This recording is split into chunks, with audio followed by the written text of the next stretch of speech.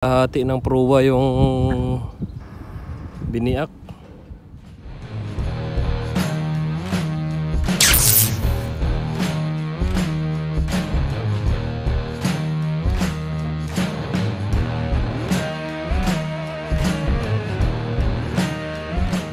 Sa may gitna, ano na, wala na masyadong kalawang.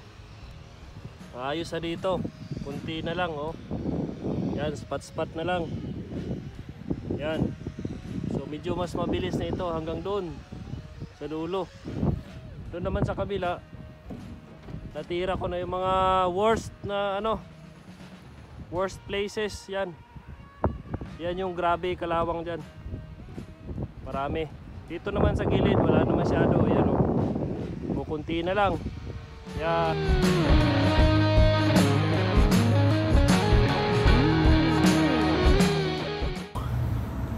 Alas 5 na, tahimik na ang shipyard mga brad. Nag-uwian na yung mga tao. So pakita ko lang yung mga nangyari ngayong araw na to. Pangalawang araw, day 2. Dito naman sa makina mga brad natapos na nila yung sa makina oh.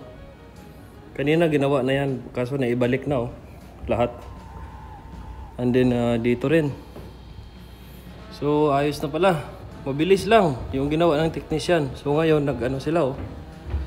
Nag-change filter sila na fuel oil filter. Pero kanina binaklas na to dito. So ngayon hapon na, wala na. Pagbalik ko dito wala na, malinis na oh. Okay na, back to normal na. May isang ano doon oh, box. Dito yun oh, binaklas. Dito naman sa labas mga brad, dito na rin ako oh.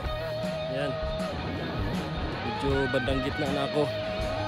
So galing ako dito kahapon sa likod. Babot ako dito kahapon. So mula dito hanggang dyan, yan yung natira ko buong araw. Imik na ng shipyard mga brad. Uwian na yung mga tao.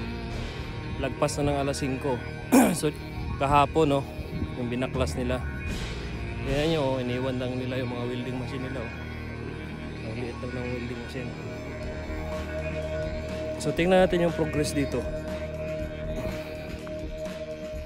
So ayan oh, kinabitan nila ng bagong plates sa gilid. Ayan oh,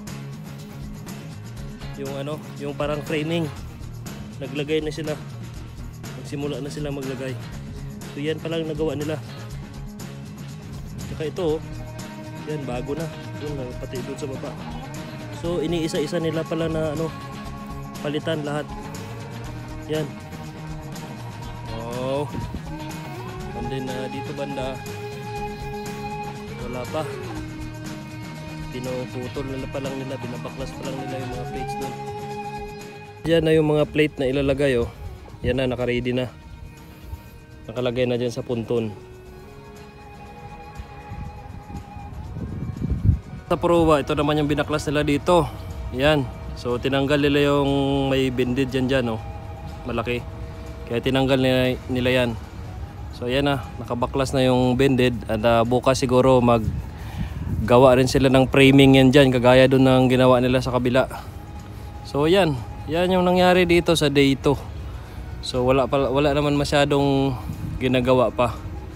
So kami, doon lang kami sa waterline. Nagkakatok ako. Ako lang. Iwan ko kung anong ginagawa ng dalawa kong kasama. Alam nyo naman. Ako lang yung nangangatok doon solo. So ngayon, maglalakad-lakad kami. Paikot ng shipyard. Mamasya lang. So yan yung shipyard dito sa Druten. Pupuntahan namin yung yung Sunny Bloom. So ito na yung itsura ng sunflower mga brado. Wasak talaga yung pruwa oh. Yan. Grabe yung damage ng cargo na yun. Talagang biniak siya oh. Halos kalahati ng pruwa yung biniak.